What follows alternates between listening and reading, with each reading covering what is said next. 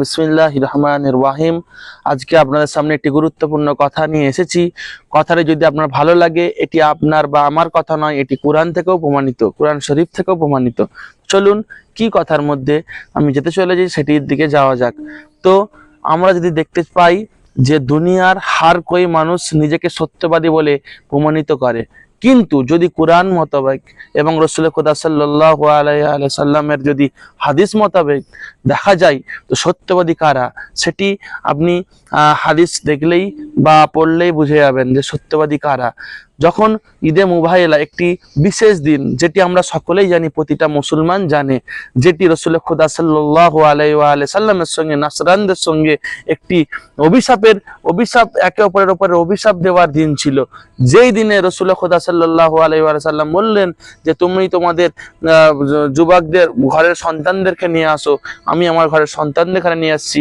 তুমি তোমার ঘরের মহিলাদেরকে নিয়ে আসো, আমি আমাদের ঘরের মহিলাদেরকে নিয়ে আসছি।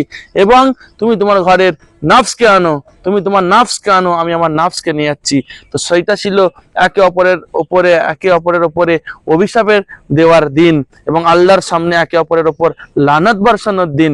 তখন রসুল খুদা সাল্লাল্লাহু আলাইহি সাল্লাম বললেন তুমি তোমার ঘরের পরিবারের সত্যবাদীদের নিয়ে আসো, আমি আমার ঘরের সত্যবাদীদের নিয়ে যাই।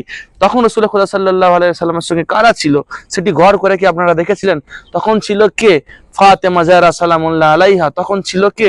মুহাম্মদ রাসূলুল্লাহ সাল্লাল্লাহু আলাইহি সাল্লামের চাচাতো ভাই মাওলা আলী আলাইহিস সালাম।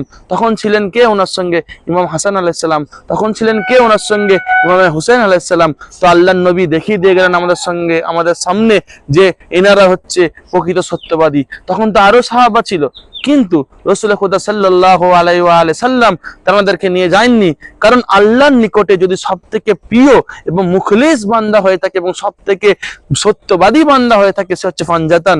যদি আমরা আজকে দুনিয়ায় দেখি যে দুনিয়ার মানুষ সবাইকে সত্যবাদী বলে প্রমাণিত করছে বা কেউ কাউকে করার চেষ্টা করছে, কিন্তু যদি প্রকৃত সত্যবাদী আল্লাহর কাছে মুখলিস বান্দা হয়ে থাকে সে হচ্ছে ফানজাতান বা আহলে বাইত আলাইহিস সালাম। সুতরাং আমাদের দরকার সেই সত্যবাদীদের সঙ্গে কোরআন বলছে, কি বলছে? যে তোমরা তাকওয়া অর্জন করো এবং সত্যবাদীদের সঙ্গে হয়ে যাও। সেই সত্যবাদী কারা? যদি এই ঈদে মুবাইলার দিনটি দেখা যায় তো আল্লাহর কাছে সব থেকে সত্যবাদী হচ্ছে আহলুল বাইত ও পাঞ্জাতান পাক। সুতরাং আমরা আসুন ওনাদের হাদিস অনুযায়ী চলার চেষ্টা করি এবং এই হাদিসটিকে আপনারা আগে শেয়ার করে দিন যাতে লোক আরো জানতে পারে এবং আপনারা এই স্বভাবও পাবেন নিশ্চয়ই আল্লাহর কাছ থেকে।